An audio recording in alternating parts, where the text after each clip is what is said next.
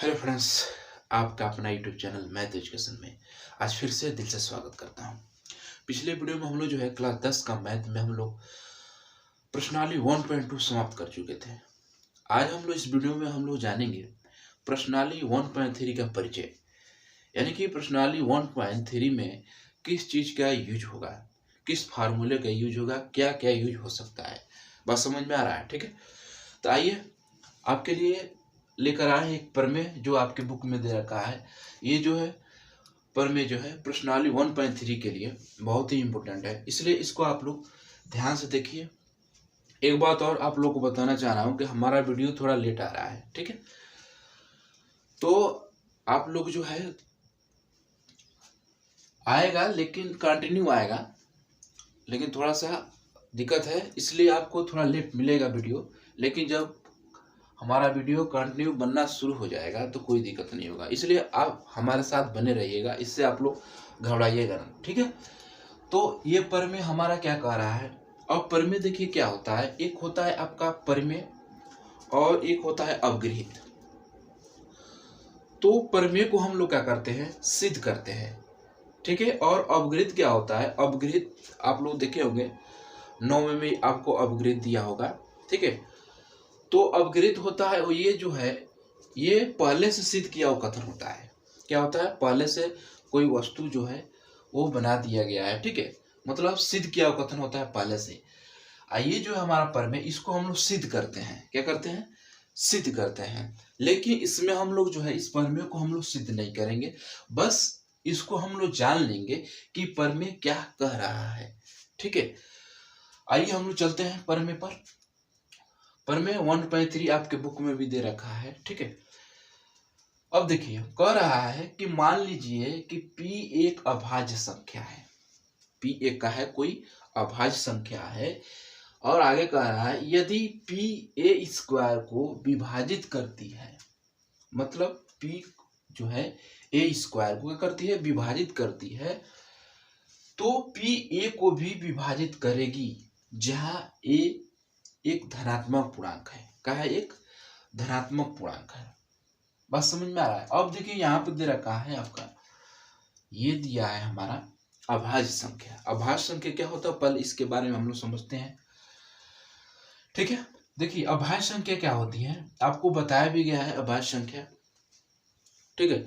अभाज्य संख्या होती है जिसके वो संख्या है जो एक से और स्वयं से पूरी पूरी का हो जाए, विभाजित है। जैसे कि मान लीजिए 5 हमारा का है, अभाज्य संख्या है, 7 का है हमारा अभाज्य संख्या है, 3 का है हमारा अभाज्य संख्या है, ठीक है।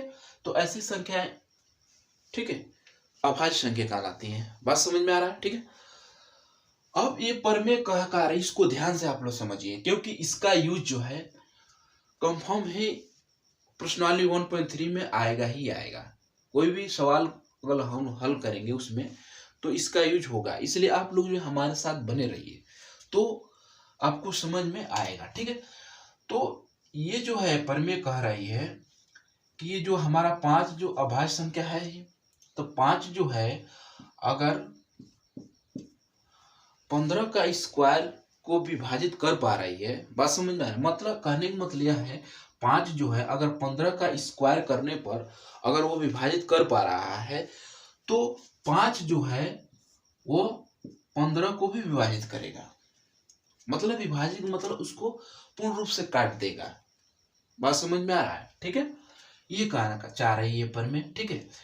यानी कि एक बार और ध्यान समझिए कि अगर 5 जो है अगर 15 का स्क्वायर को अगर 15 का स्क्वायर हम लोग करें तो उसको विभाजित कर पा रहा है, मतलब विभाजित कर दे रहा है, तो स्वाभाविक बात है कि 5 जो है अगर उसका स्क्वायर न करें तभी भी क्या कर दे, इसको विभाजित कर देगा। कितने बार में करेगा, 3 बार में कर देगा।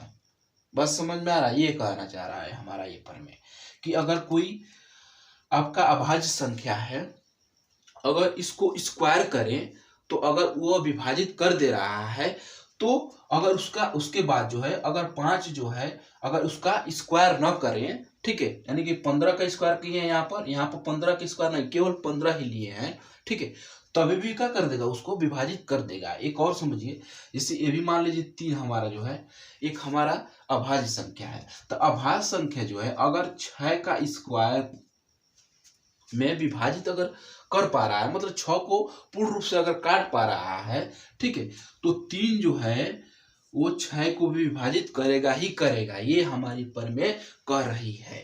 बात समझ में आ रहा है? ठीक है, आशा है कि आपको समझ में आ रहा है। ठीक है, यानी कि 3 जो है अगर 6 का अगर स्क्वायर करें, ठीक है, तो विभाजित अगर वो कर पा रहा है, स्वाभाविक बात है करेगा ही करेगा। ठीक है, देखिए यहाँ से अगर इसका वर्ग करेंगे तो क्या आएगा, 36 आएगा। तो 36 में जो है अगर 3 से अगर भाग करें 36 में, तो पूर्ण रूप से काटेगा ही काटेगा। कितने बार में काटेगा, 12 बार में काटेगा। तो वो कह रहा है अगर उसका वर्ग न करें, वैसे ही छोड़ दे, 6 को रख दे, तब भाग करे, तभी वो क्या कर देगा, उसको काट ही देगा।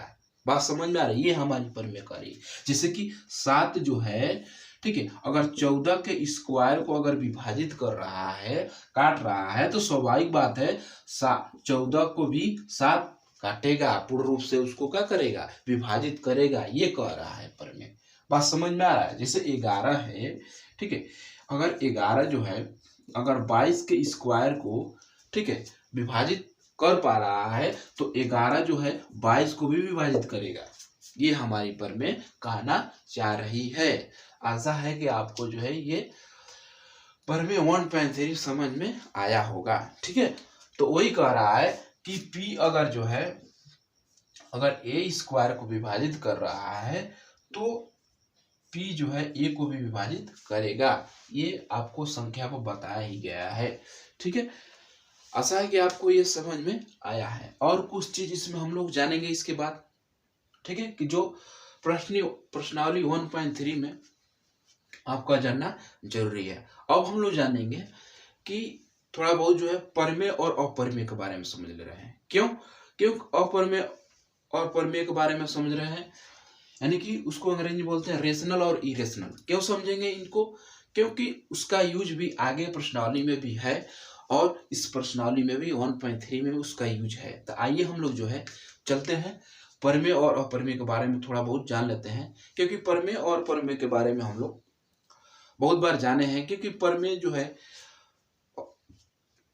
पहला, यानी कि कई जो क्लास है हमारा, जैसे 7, 8, 9 जो इसमें जो है आपको यूज हो चुका है, मतलब उसके बारे में हम लोग जान लिए हैं। प्रमेय के बारे में बहुत बार बताया गया है आपको।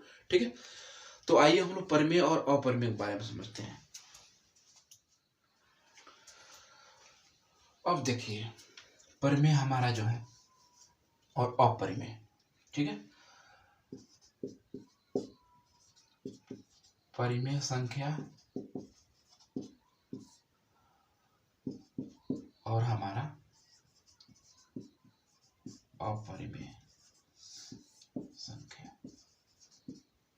ठीक है, रेशनल नंबर और इरेशनल नंबर के बारे में हम लोग समझेंगे। ठीक है, क्योंकि इसका भी हो सकता है। ठीक है, परिमेय संख्या तो आपको हम बताते आ रहे हैं, हर क्लास में जो है पहला ही चैप्टर दे रखा है, या तो वो 7 हो या तो 8 हो। समझ में आ रहा है बात? ठीक है, अब देखिए अपरिमेय संख्या क्या होती है, जिसको हम लोग P/Q करें। थोड़ा सा बात करेंगे परिमेय और अपरिमेय में। ठीक है, आपको पहले से ही बताया गया है, थोड़ा सा अधिक बताया जाएगा, थोड़ा सा मतलब हट कर बताया जाएगा। जो पहले परिभाषा हम बताए थे, ठीक है, थोड़ा सा इसमें बढ़ा चढ़ा कर। ठीक है, देखिए जब परिमेय संख्या क्या होता है कि ऐसी संख्या जिसको हम लोग P/Q के रूप में क्या कर सकते हैं, लिख सकते हैं, जहाँ P और Q का है हमारा पूर्णांक संख्या है। ठीक है, जो भी बट्टा में लिखने वाली जो संख्याएं होती है, ठीक है, जैसे मान लीजिए 3 यानी कि 3/4 और यह 7/6, 1/3। ठीक है, ये सब क्या होती है, परिमेय संख्या, जिसको हम लोग बट्टा में लिख सकते हैं। एक बात और जो है, जैसे मान लीजिए यहाँ पर 4/5, ये भी हमारा का है, परिमेय ही संख्या है। अब देखिए, अब दशमलव प्रसार वाली संख्याएं भी कुछ जो है परिमेय संख्या में आती है। जैसे कि इसको अगर भाग कर दे, जैसे यह है 5 से अगर हम लोग 4 से भाग कर दे तो 0 पॉइंट ओवर जाएगा, 0 बढ़ जाएगा, यहाँ पर 8 बार चला जाएगा, 8×5 = 40। तो ये जो है 0.8 भी का है हमारा परिमेय संख्या है। ठीक है, यानी कह सकते हैं कि अगर जो है दशमलव प्रसार अगर शांत हो रहा है, क्या हो रहा है, अगर शांत हो जा रहा है, बात समझ में आ रहा है, तो हमारा परिमेय संख्या में आएगा। जैसे कि मान लीजिए 0 पॉइंट आ गया 1.5, ये भी हमारा परिमेय संख्या है। ठीक है, तो अगर कुछ हम लोग परिमेय संख्या को अगर भाग करते हैं तो वो क्या होती है, या तो रुक जाती है या तो कंटिन्यू भागती जाती है। बात समझ में आ रहा है? भाग करने पे क्या होगी, भागती जाएगी। जैसे कि यहाँ को हम बता रहे हैं आपको, जिस मान लो आगे 0.3333 ये भागता रहेगा, रुकेगा ही नहीं। 0.99999 ये भी क्या होगा, भागता रहेगा। यानी कहने का मतलब यह है कि एक तो हमारा जो है जो P बट्टा Q के रूप में हो वो हमारा परिमेय संख्या होगा। बात समझ में आ रहा है? ठीक है, जहाँ P एक क्या है, पूर्णांक संख्या है। आपको जो है Q डज नॉट जीरो, यानी कि Q का मान 0 नहीं होना चाहिए। बात समझ में आ रहा है? ठीक है, तो अगर भाग करने पर अगर शांत वाले जो आपके परिमेय संख्या है, दशमलव प्रसार कर सकते हैं इसको। ठीक है, तो जो शांत हो जाती है वो होता है हमारा परिमेय संख्या। और एक वो कभी रुकती ही नहीं है, वो जाग का होती है, समझ में, वो रिपीट हो जाती है। क्या हो जाती है, रिपीट हो, एक ही चीज क्या होगा, बार बार आता रहेगा। मतलब कुछ समय बाद वही चीज क्या हो जाएगी, रिपीट हो जाएगी। तो वो भी हमारे परिमेय संख्या में आ रहे हैं। बात समझ में आ रहा है? वो भी हम उसको परिमेय संख्या कहेंगे। आप 9 में जाएंगे आपको तो इसको भी परिमेय संख्या को सिद्ध करने का बताया गया है। बात समझ में आ रहा है? ठीक है, और जो है ऐसी होगी जो कभी आपको जो है मतलब वो रुकेगी नहीं, अलग अलग संख्याएं आएंगी। ठीक है, तो जो है हमारा अपरिमेय संख्या में आ जाता है। अगर ये कह सकते हैं आप परिमेय संख्या को सीधे कि जो P बट्टा Q के रूप में हो उसको परिमेय संख्या कहते हैं।